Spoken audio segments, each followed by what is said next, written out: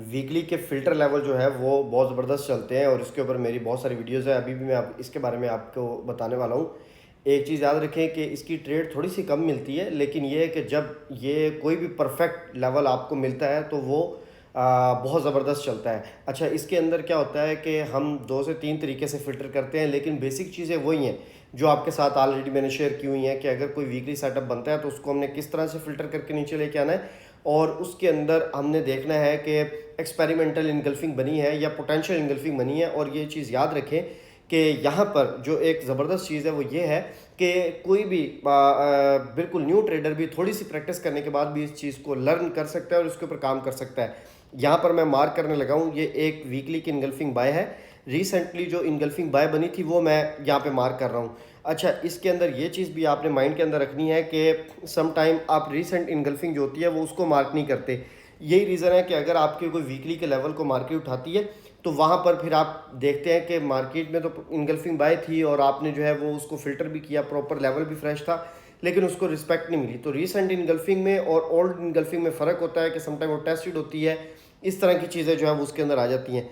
ये simple engulfing bye है। अब इसको लेके चलते हैं डेली टाइम फ्रेम के अंदर। यहाँ पे डेली टाइम फ्रेम के अंदर आप देख सकते हैं कि एक इनगल्फिंग बाय पड़ी हुई है। पहले वीकली इनगल्फिंग बाय और उसके बाद ये फिर डेली के अंदर इनगल्फिंग बाय। ठीक हो गया, ये इसको हमने मार्क कर लिया। इसको थोड़ा सा जो है वो आपने मार्किंग थोड़ी सी जो है वो हमेशा ही ऊपर नीचे हो जाती है। उसकी रीज़न ये होती है कि मेरी कोशिश ये होती है कि वीडियो में फास्ट बनाऊँ, तो इसको आपने देख लेना है। खैर, मैंने भी इसको परफेक्ट लगा दिया। अच्छा, अब इसके बाद इसको मज़ीद जो है वो फ़िल्टर करते हैं, H4 के अंदर लेके जाते हैं। ठीक है, इससे पहले भी मेरी इसके ऊपर वीडियोस पड़ी हुई हैं। जब हम इस जोन के अंदर आते हैं तो यहाँ पर हमने क्या देखा कि अब ये तो इनगल्फिंग बाय पड़ी हुई है, सही है। अब ये वाली जो इनगल्फिंग बाय है H4 की, ये टेस्टेड है। अब इस इनगल्फिंग बाय को हम लें कि ना लें, ठीक है, ये एक क्वेश्चन है। अब उसका सिंपल आंसर ये है कि हमारे पास यहाँ पे पीछे ये यहाँ पे आप देख सकते हैं ये चीज़, ये क्या है, ये भी इनगल्फिंग बाय है। और ये जो इनगल्फिंग बाय हमारे पास पड़ी हुई है, इसी सेम जोन के अंदर मार्केट ने अगेन इनगल्फिंग बाय जो है वो क्रिएट की है इस जोन के अंदर आके। ठीक है, अब ये भी इनगल्फिंग बाय इसके अंदर आ गई, प्लस ये इससे पीछे जो है वो इनगल्फिंग बाय पड़ी हुई है, ये भी इस जोन के अंदर आ गई। अब यहाँ पर 3 से 4 इनगल्फिंग बाय तो है, लेकिन ये जो इनगल्फिंग बाय पड़ी हुई है, एक तो इसकी जो जो मार्केट टेस्टेड है, ये आप देखेंगे H4 को जो मार्केट ने टेस्ट किया, इसके पीछे इनगल्फिंग बाय की वजह से डबल इनगल्फिंग बाय का जो है ये जोन बन गया। अब चूंकि डबल इनगल्फिंग बाय या पोटेंशियल इनगल्फिंग बाय का भी ये जोन बन गया, तो इस वजह से सिंपल जो है वो हम इसको मार्क करके इस टेस्टेड इनगल्फिंग के ऊपर जो है वो रिस्क ले सकते हैं।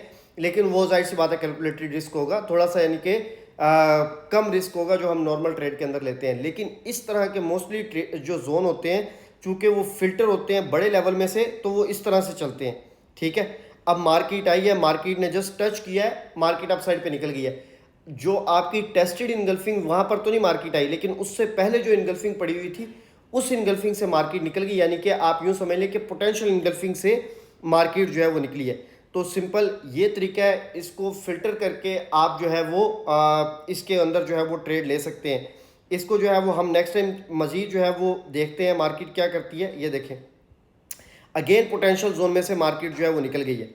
ठीक है, अब जब आपका जोन 2 टाइम या 3 टाइम पोटेंशियल इनगल्फिंग में से मूव कर जाता है, यहाँ से 40 पिप्स के करीब मार्केट ने दिए हैं और ये मार्केट ने कितने पिप्स दिए हैं, ये यहाँ पे 100 पिप्स की मूव दी है। तो अब करेंसी जैसे पेयर के अंदर और फिर उसके अंदर मार्केट इतने पिप्स अगर चल जाती है आपकी पोटेंशियल इनगल्फिंग से, तो फिर आप जो है वो, ये सिर्फ किस वजह से, क्योंकि इसको फिल्टर किया हुआ था। तो फिल्टर करके इस तरह की इनगल्फिंग्स को आप मार्क कर सकते हैं और फिर डायरेक्ट बेशक ट्रेड ना लें, मैं रिकमेंड नहीं करता, लेकिन ये कि आप उसको ऑब्जर्व कर सकते हैं ताकि नेक्स्ट टाइम के लिए आपको आइडिया हो कि मार्केट का बिहेव यहाँ पर क्या होगा। ठीक है, थैंक यू वेरी मच।